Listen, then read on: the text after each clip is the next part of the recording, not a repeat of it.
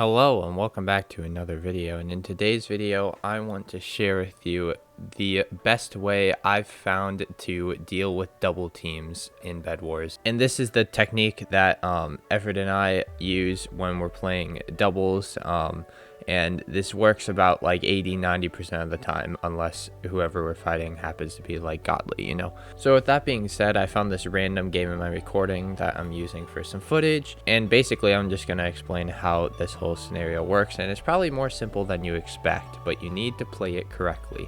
So the first thing you have to do is something that you should already be doing in every Bed Wars game. You should be assessing the scenario, assessing the situation, what is going on in the Bed Wars game. And for this strategy, you want to determine who is double teaming you and if they are actively trying to double team you. Active is the key word here because some teams might start going after you, but then have to start fighting another team that goes after them.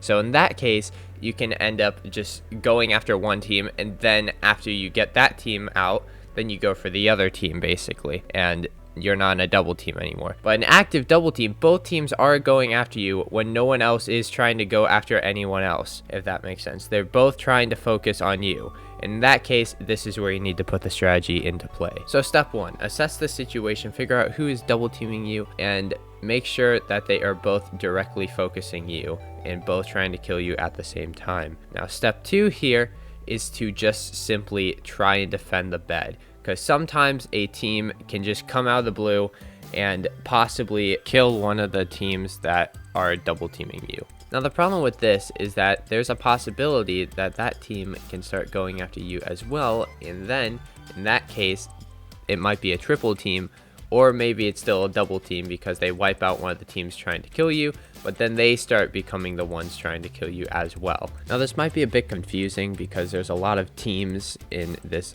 ideological game here, but the main thing to take away is that step two, you need to try and defend your bed for as long as possible and try to see if there's any way to save it. If you're confident in PvP, you can just run away.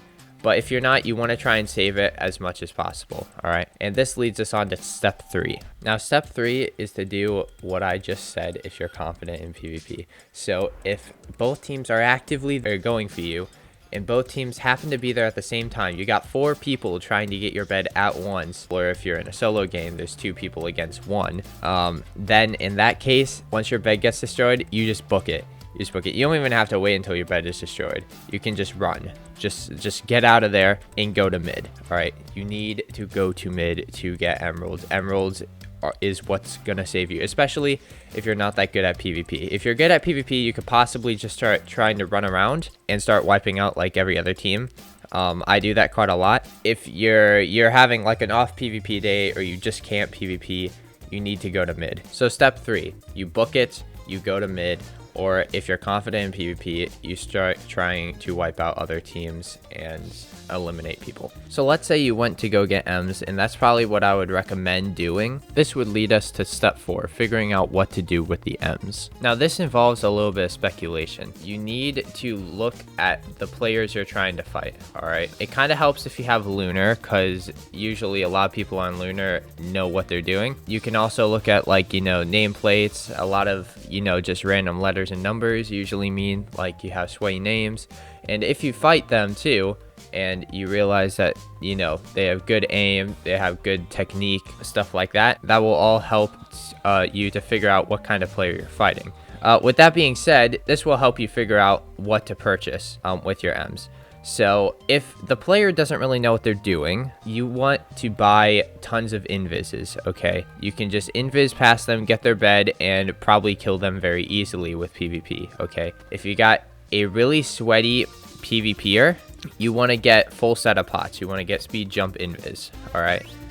So then even if they see your invis, which a lot of people turn their particles up to max, I'm not one of those people because my computer can't handle it, but a lot of the sweats do turn their particles like all the way up and can see invis people very easily, which I do think is an unfair advantage, by the way, and I think they should do something about that. Essentially, that's when you want to buy full sets of pots if you have a sweaty player. And if you are very confident in your PvP and think you can take them on, I recommend just buying a pearl. You can just pearl over to a base, maybe use it as a clutch pearl in case you get knocked off. stuff like that. And with all that being said, step 5, just use your M smartly and win the game. All right, and that's basically it. So hopefully you found this tutorial useful. Of course, there are obviously many ways to deal with a double team. This is just my method that I feel like works the best, and how I think about scenarios like this and how I combat them. So hope you enjoyed, hope you learned something, and subscribe for random Minecraft content, usually on Bed Wars. And yeah, see you later.